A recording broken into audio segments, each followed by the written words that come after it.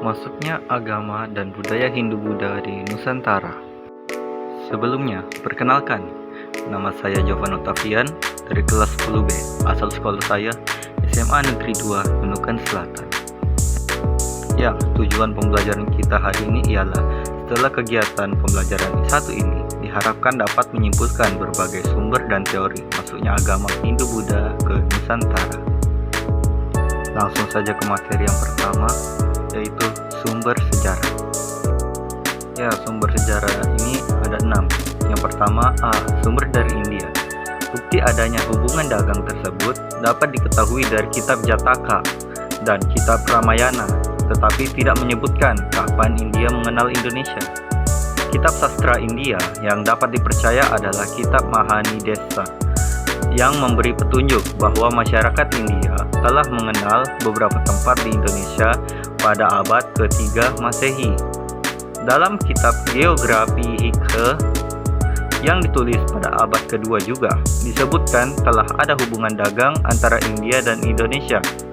Dari kedua keterangan tersebut dapat disimpulkan bahwa secara intensif terjadilah hubungan dagang antara Indonesia dan India mulai abad-abad tersebut, tahun abad ke-2 sampai ke-3 Masehi. B. Sumber dari Cina. Hubungan Indonesia dengan Cina diperkirakan telah berkembang pada abad ke-5. Bukti-bukti yang memperkuat hubungan itu diantaranya adalah perjalanan seorang pendeta Buddha, Fa Hien. Pada sekitar tahun 413 Masehi, Fa Hien melakukan perjalanan dari India ke Ye Poti atau Taruma Negara dan kembali ke Cina melalui jalur laut. Selanjutnya, Kaisar Cina, Wen Ti, mengirimkan utusan ke Siopo atau Pulau Jawa. C. Sumber dari Yunani. Hubungan dagang antara Indonesia dengan India dan Cina dapat diketahui dari Claudius Ptolemaeus, seorang ahli ilmu bumi Yunani. Dalam kitabnya yang berjudul Geografi Hike yang ditulis pada abad kedua, Ptolemaeus menyebutkan nama Babadio yang artinya Pulau Jelai. Mungkin kata itu ucapan Yunani untuk menyebut Yawapipa yang artinya juga Pulau Jalai. Dengan demikian, seperti yang disebutkan dalam kitab Ramayana bahwa Yawadipwipa yang dimaksud ialah Pulau Jawa. D. Prasasti. Prasasti tertua di Indonesia yang menunjukkan hubungan Indonesia dengan India. Misalnya, Prasasti Mulia Warman di Kalimantan Timur yang berbentuk yupa. Semua prasasti ditulis dalam bahasa Sanskerta dan huruf Palawa. E. Kitab kuno. Kitab-kitab kuno yang ada di Indonesia biasanya ditulis pada daun lontar dan ditulis dengan menggunakan bahasa dan tulisan Jawa kuno yang juga merupakan pengaruh dari bahasa Sanskerta dan tulisan Palawa. E. Kitab kuno. Kitab kuno yang ada di Indonesia biasanya dituliskan pada daun lontar yang ditulis dengan menggunakan bahasa dan tulisan Jawa kuno yang juga merupakan pengaruh dari bahasa Sanskerta dan tulisan Palawa. Yang kedua, teori masuknya Hindu-Buddha.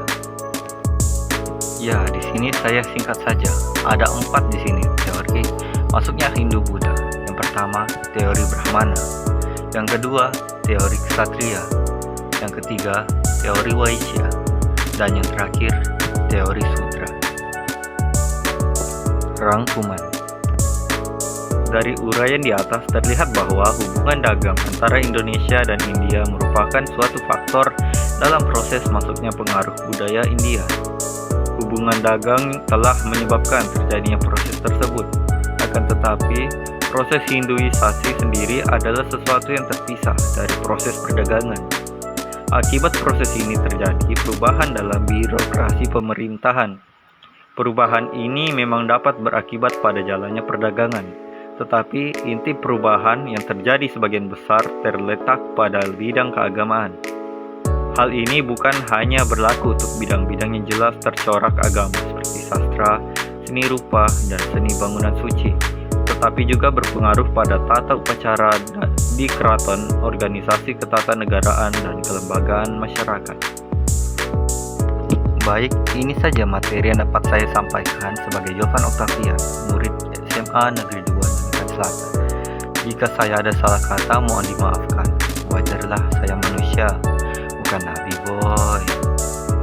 Baik, terima kasih telah menonton sampai akhir. Sampai jumpa di video selanjutnya. Bye-bye.